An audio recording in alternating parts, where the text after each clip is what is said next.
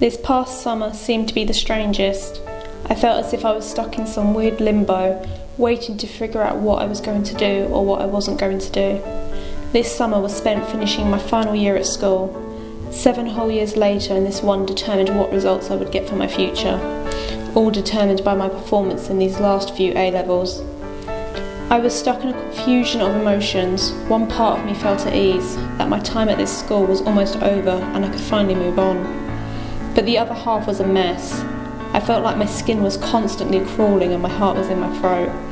I could not calm my nerves no matter how hard I tried. I was terrified for the future and how my results would decide it. I felt like I was going to explode.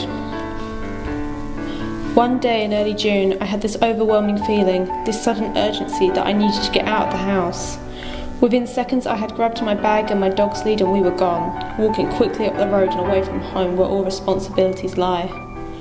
Rather than taking our normal walk, I carried on listening to my gut and chose a different direction. We were surrounded by trees and bushes, unable to see the roads or run-down houses. We followed this trail, my dog running off ahead but coming back for me until suddenly we walked out into this clearing. Long tall grass blew gentle in the evening breeze. I could see all of the houses in the area, but I felt secluded, separate from this world I had grown up in, and I loved it. I remember this sudden burst of energy as my dog barked at me, desperate to play. I chased after him before dropping to the ground and hiding in the long grass, developing a game of hide and seek between us before he would charge at me upon finding me. It reminded me of when we first got him, how he had been nicknamed Buster due to how he kept busting into things before we named him Bose. Almost 10 years later and nothing has really changed. Finally, out of energy but feeling like a weight lifted off my shoulders, I sat there in this long grass, pulling out a new book I'd bought, a break from the constant revision. Bose next to me, breathing heavy but happy as he rested.